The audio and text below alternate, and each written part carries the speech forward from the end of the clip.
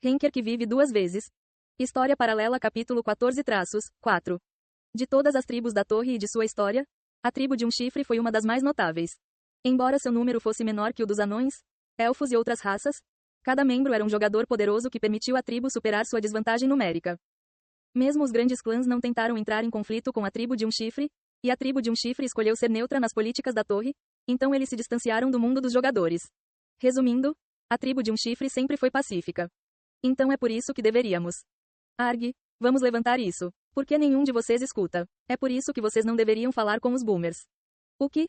Punk, boomer, fui eu quem trocou suas fraldas porque você não pôde usar o banheiro até os 5 anos. E você se atreve a dizer isso? Não traga o passado à tona. Ou então vou contar para todo mundo como você se confessou para minha tia Bruna há 20 anos e chorou dias depois de ser rejeitada. Seu filho da puta. Eu sou filho da minha mãe e do meu pai. Novamente, a tribo de um chifre era um grupo pacífico. Eles brigavam frequentemente entre si porque eram todos guerreiros. Mas embora a aldeia fosse barulhenta, era pacífica. Seu idiota, venha aqui. Vou consertar seus modos hoje. Você acha que estou com medo de você? Vou cortar seu chifre e transformá-lo em uma flauta. Então fique avisado. Parece que esses dois finalmente vão dar socos. O que vocês estão fazendo? Pessoal, apressem-se e levantem-se. E vocês? Limpem a baba. Vamos para o campo de treinamento. É uma luta. Outra luta. É um pandemônio. Tinha sido uma conferência discutindo assuntos importantes da aldeia até poucos momentos atrás. Mas logo se transformou em uma batalha de honra entre dois dos mais velhos que tinham ideias mais conflitantes.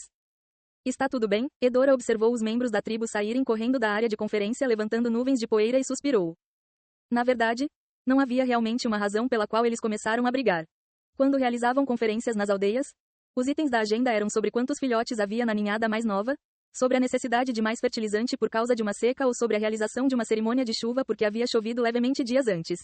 Eram todos assuntos comuns que podiam ser vistos no campo. Não havia nada para eles fazerem. Então a única fonte de diversão era dar socos um no outro. Edora acreditava firmemente que a tribo de um chifre era tão avançada nas artes marciais porque não tinha nada para fazer. Muitas vezes ela se sentia exasperada ao ver que o modo de vida simples e descuidado realmente funcionava. Pai dá o principal exemplo. Edora estreitou os olhos e olhou para o rei marcial, Nayu, que estava sentado em um canto da sala de conferências.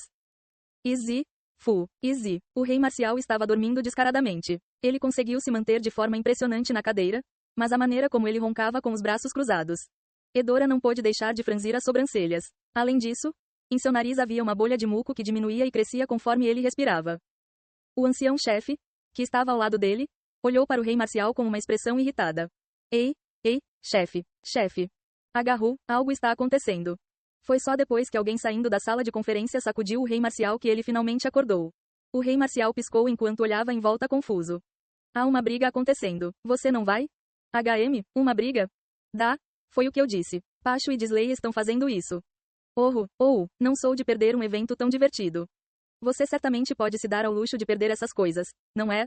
Edora mal se conteve para expressar o que pensava. Um chefe tribal que estava mais interessado em uma luta do que nos assuntos da tribo.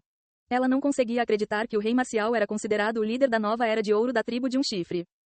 O ancião chefe, também incapaz de aguentar mais, estava prestes a dizer algo e respirou fundo.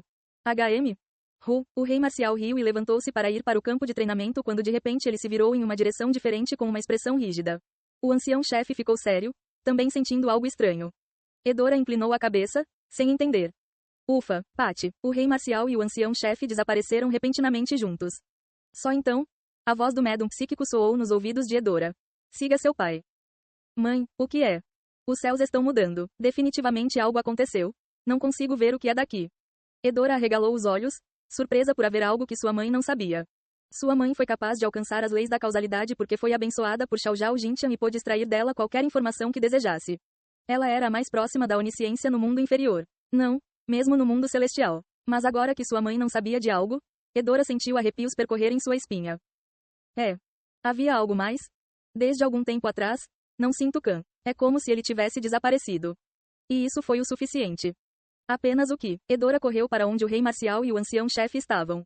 Sua mente estava cheia de pensamentos ansiosos. O que você fez dessa vez para me deixar tão ansioso de novo? Ora bom e... eles estão vindo. Fante, para ser exato, o Fante que veio do futuro, ficou animado ao sentir uma poderosa velocidade de energia em sua direção. Foi quase cômico o jeito que ele aplaudiu com um olho roxo, mas Fante estava mais alegre e sério do que nunca. Este seria um reencontro com seu pai que ele nunca pensou que veria novamente. Era o momento que ele esperava há tanto tempo. Depois que a torre foi derrubada, Fante naturalmente se tornou o rei da tribo de um chifre em meio a toda a confusão. Ele passou por muitos obstáculos no processo de estabelecimento de uma nova aldeia. No final das contas, tudo foi resolvido bem, e o Horned rapidamente retornou aos seus dias de glória, mas a sombra do rei marcial sempre seguiu Fante. Devido a isso, ele desenvolveu amor e ódio pelo rei marcial. Fante realmente amava e respeitava seu pai. Mas o rei marcial também era um rei irresponsável que partiu depois de colocar um fardo tão grande sobre seus ombros. Mesmo que tenha sido dito que Fante liderou a tribo de um chifre para uma nova era, ele não foi capaz de superar o rei marcial. E então, Fante queria provar que era maior que seu pai. O caminho que ele percorreu até agora foi diferente e melhor que o de seu pai. Estalar, estalar, KRRR. O relâmpago vermelho sangue que começou a aparecer nos pés de Fante imediatamente cobriu todo o seu corpo. Era Blood Lightning, uma habilidade que o ancião-chefe havia criado. Depois que Fante o desenvolveu, tornou-se uma versão mais avançada da maior arte marcial da tribo de um chifre. Fante queria rever os poderes mais uma vez antes de enfrentar o rei marcial. O rei marcial fez uma expressão estranha ao chegar onde Yong-Woo e Fante estavam. O ancião-chefe teve uma reação semelhante. Isso é. Parece sua arte marcial, velho. Não apenas parece, é um relâmpago de sangue. Mas, é mais avançado. Miríade de relâmpagos. Eu imaginei isso na minha cabeça, mas nunca imaginei que realmente o veria. Myriad Lightning foi a maior arma secreta do Blood Lightning. Foi um poder que cobriu o mundo inteiro com relâmpagos vermelhos sangue. No momento em que a capacidade de destruição fosse ativada, um grande desastre aconteceria ao mundo. Neste momento, o relâmpago que cercava Fante não era Myriad Lightning. Porém, o gatilho para ativá-lo estava preparado. O Elder Chef ficou surpreso ao ver que a habilidade final que ele sempre imaginou em sua mente se materializou diante dele. Ao mesmo tempo, ele questionou se a pessoa à sua frente era realmente humana. Definitivamente não havia uma pessoa tão poderosa em sua tribo. Ele se perguntou se essa pessoa havia desenvolvido essa habilidade fora da aldeia. Mas não via como isso era possível. Um jogador tão poderoso já teria se tornado famoso na torre. Porém, se o jovem Fante crescesse, provavelmente seria assim. Então, parecia que a pessoa tinha alguma relação de sangue com o rei marcial. O ancião-chefe também não entendia como alguém que ele não conhecia dominava tão perfeitamente o relâmpago de sangue. Alguém assim deveria ser conhecido de uma forma ou de outra. Mas não tenho ideia de quem ele é. Ele é meu superior que se aposentou no passado. Mas, velho, você perdeu a visão com a idade? O que? Você não consegue dizer só de olhar? Isso é, um canto da boca do rei marcial se ergueu. KRRRR. Ao mesmo tempo, o chão tremeu violentamente. As leis da gravidade foram canceladas quando o rei marcial aumentou seu poder. Pedras no chão começaram a flutuar. Fante. Fante, do que você está falando? Eles podem parecer parecidos, mas aquele homem é forte, sim, mas esse é Fante. O pirralho da nossa aldeia provavelmente será assim quando crescer. Isso significa que a roda foi girada? Provavelmente? O ancião-chefe riu incrédulo. A roda era um conceito do qual ele só tinha ouvido falar. Somente seres celestiais que eram deuses supremos ou criadores poderiam tentar tocá-lo. Mas o futuro Fante o usou para vir aqui. Querendo saber o que ele deveria fazer com isso, o ancião-chefe ficou sem palavras. No entanto, como se já tivesse percebido o que havia acontecido, o rei marcial olhou além do crepitante Fante para o ser parado em silêncio atrás dele e sorriu.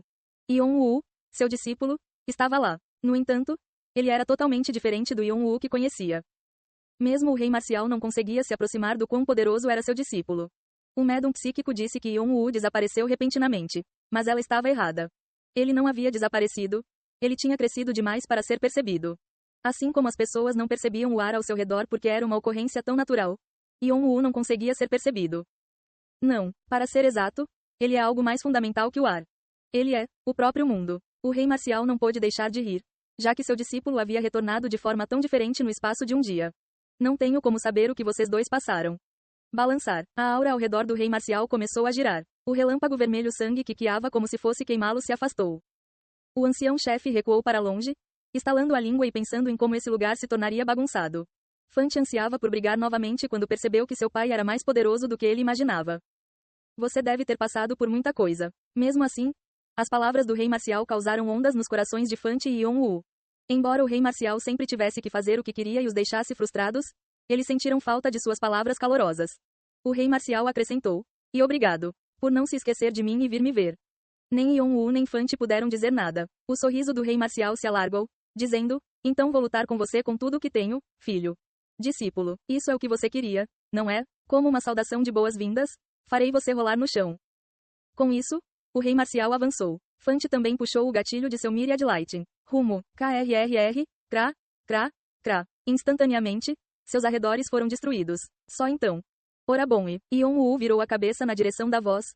Uma voz da qual ele sentia tanta falta quanto a do rei marcial. O rosto que ele tanto queria ver estava lá. Era Edora. Ei pessoal, antes de vocês irem, não se esqueçam de se inscrever no canal e deixar aquele like maroto se gostaram do vídeo.